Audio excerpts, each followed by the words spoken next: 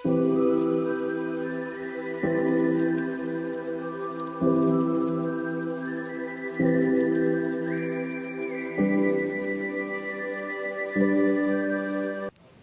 Guys, welcome to my channel. मैं हूं मोहिनी और आज से मैं शुरुआत करने जा रही हूं अपने फर्स्ट व्लॉग की। तो आज का व्लॉग कुछ खास नहीं है, रैंडमली हम लोग कहीं घूमने जा रहे हैं, तो बस मैं उसी का शूट करने वाली हूं।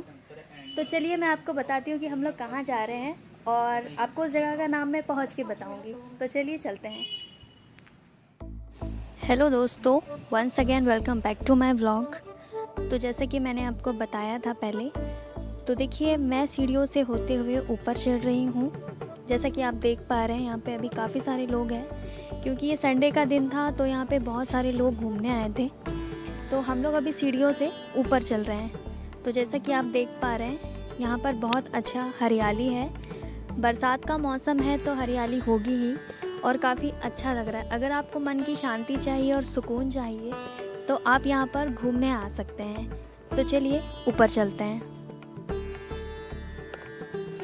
तो जैसा कि आप लोग देख पा रहे हैं कितने अच्छे नज़ारे हैं, एकदम चारों तरफ हरियाली है और जो सीढ़ियों से चढ़ने का अपना अलग ही मज़ा है। तो दोस्तों हम लोग सीढ़ियों को चढ़ते हुए अब मदन महल के किले के बाहर आ चुके हैं। तो हाँ, मैं जिस चीज़ के बारे में बात कर रही थी कि हम लोग घूमने आए हुए हैं, तो हम लोग आज घूमने आए हैं मदन महल का किला।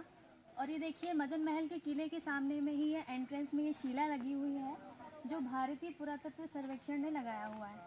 तो जो मदन महल का किला है, जिसे रानी दुर्गावती का किला भी कहा जाता है, ये काफ़ी प्राचीन किला है और ग्रेनाइट की चट्टानों से बना हुआ है। तो चलिए अपन चलते हैं और चल के देखते हैं। तो चलिए अब हम आ गए हैं किले के सामने। आपको यहाँ से किले का फ्रंट व्यू दिखाई देगा। तो देखिए ये जो किला है एक ये बड़ी सी चट्टान के ऊपर बनाया है, जो कि एक बड़ा ग्रेनाइट पत्थर है। इसके ऊपर ये एक टावर जैसा बना हुआ है, जो कि ये जो किला है एक सुरक्षा चौकी के रूप में बनाया गया था, जिसमें राजा मदन सिंह के जो सैनिक होते थे वो निगरानी करते थे यहाँ से। और किले के चारों ओर का दृश्य आपको दिख रहा है। ये देखिए चारों तरफ बहुत ज़्यादा हरियाली और बड़े बड़े पत्थर हैं। तो ये जो आप किला देख रहे हैं ये काफ़ी पुराना किला है और काफ़ी मज़बूत भी है। ये 11वीं शताब्दी का किला है। यहाँ का जो इस किले का जो संबंध है वो रानी दुर्गावती और उनके पुत्र से भी माना जाता है। तो यहाँ पर काफ़ी बड़े बड़े भूकंप भी आए हैं, लेकिन इस चट्टान को हिला नहीं पाए हैं। तो चलिए चलते हैं किले के अंदर।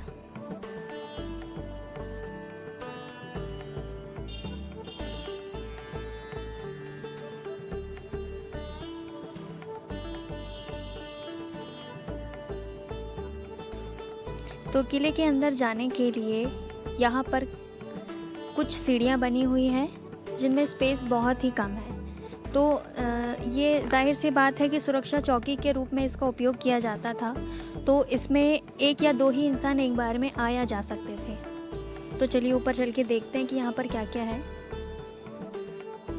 तो यहाँ स्टार्टिंग में एक छोटा सा कमरा है जिसमें एक खिड़की है, यहाँ से बाहर का व्यू दिखाई देता है। तो चलिए अब ऊपर चलते हैं। ऊपर में यहाँ पर एक बरामदा है और बरामदे से चारों तरफ की हरियाली अच्छे से दिखाई देती है। और ये जो बरामदा है इसके दोनों तरफ में ये छोटी छोटी खिड़कियाँ बनी हुई हैं, जो कि निगरानी के लिए इस्तेमाल की जाती रही होंगी। तो यहाँ से देखिए बाहर का पूरा दृश्य दिखाई दे रहा है।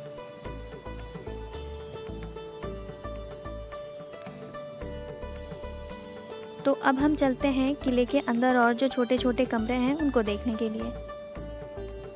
तो देखिए यहाँ पे भी छोटी छोटी खिड़कियाँ हैं जिससे बाहर का दृश्य दिखाई देता है। अभी तो आपको यहाँ से पूरा जबलपुर शहर दिखाई दे रहा है। कितना अच्छा व्यू लग रहा है यहाँ पर। तो ये जो कमरे हैं वो काफ़ी छोटे छोटे हैं और अलग अलग व्यक्ति के रुकने के लिए बनाए गए होंगे ये। तो अब हम चलते हैं दूसरे कमरे में।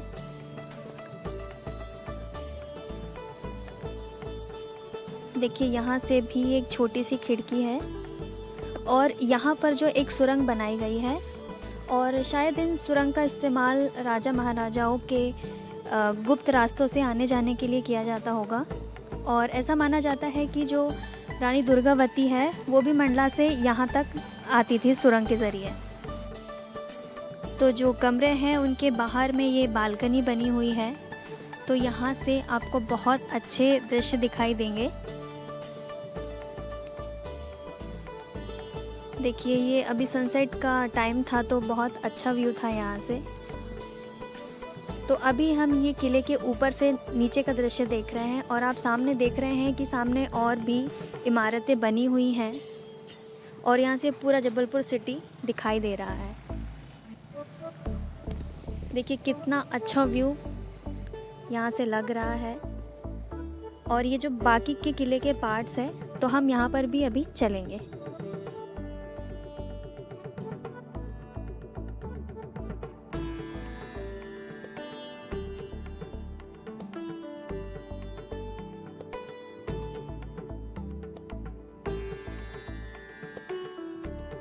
तो दोस्तों अब हम किले के सामने वाली इमारत में आ चुके हैं, तो चलिए यहाँ से अंदर चलते हैं।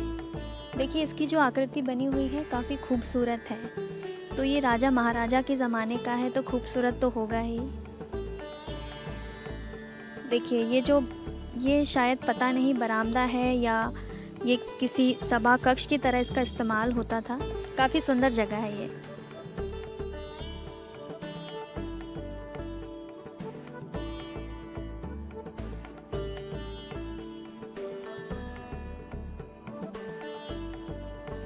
तो यहाँ से निकलकर अब हम चलते हैं दूसरे छोर की तरफ। जैसा कि आप देख पा रहे हैं यहाँ पर भी काफ़ी हरियाली है। तो बेसिकली किले के चारों तरफ बहुत ज़्यादा हरियाली है, पेड़ पौधे हैं, बड़े बड़े पत्थर हैं, जो कि ये किला जो है वो पत्थरों को तोड़कर और बीच हरियाली के ही बनाया गया होगा।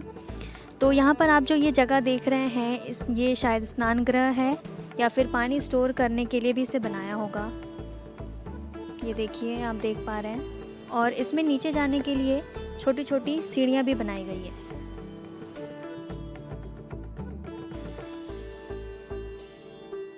तो आपने देखा कि हमने किला जो है वो विज़िट कर लिया है अच्छे से। अब हम चलते हैं नीचे की तरफ। हम वापस चलेंगे नीचे। तो नीचे वापस चलते समय हमने आते समय ही देखा था कि एक शिवजी का मंदिर दिखाई दिया था हमें। तो अब हम लौटते समय शिवजी के दर्शन करने जा रहे हैं। तो चलिए चलते हैं शिवजी के दर्शन करने। तो जो शिवजी का मंदिर है वो भी चट्टानों के बीच में, काफ़ी बड़े बड़े पत्थरों के बीच में बनाया गया है।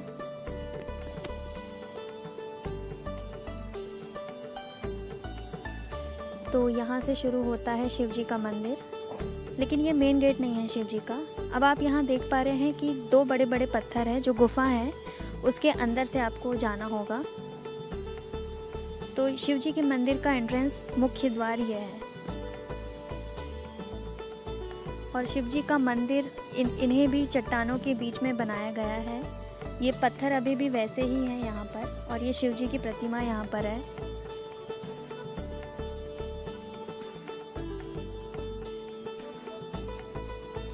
अगर आप जबलपुर आते हैं तो मदन महल के किले में ज़रूर आइए और शिवजी के दर्शन भी ज़रूर करिए।